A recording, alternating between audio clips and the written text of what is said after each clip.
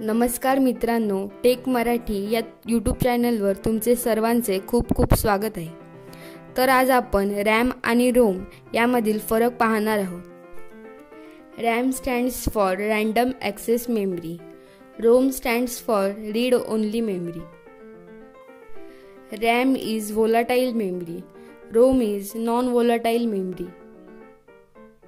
म्हणजे तुम्ही तुमचं काम झाल्यावर जर कम्प्युटर बंद केलात तर जो काही डाटा आहे तो तसाच राहणार नाही, डिलीट होऊन जाईल।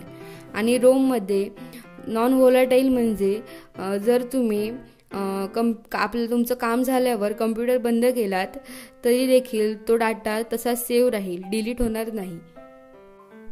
Data can be modified, data can't be modified.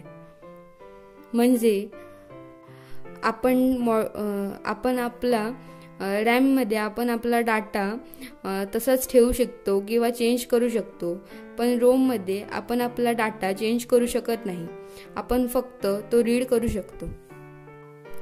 CPU can access data stored in RAM. Data needs to be copied from ROM to RAM so that CPU can access it.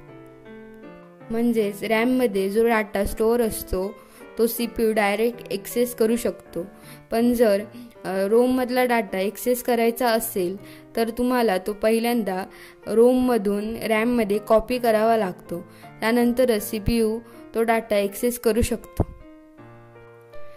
RAM is a faster memory, ROM is a slower than RAM.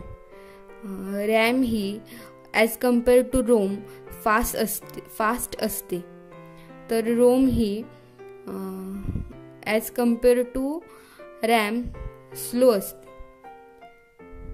RAM is more expensive, ROM is cheaper than RAM. RAM ही थोडी महाग असते as compare to ROM. There are 2 types of RAM, DRAM and SRAM. DRAM stands for dynamic RAM and SRAM stands for static RAM. ROM, there are 3 types of ROM: PROM, EPROM and EEPROM. PROM stands for programmable ROM. EPROM stands for erasable programmable ROM. EEPROM stands for electrically erasable programmable ROM. Thank you.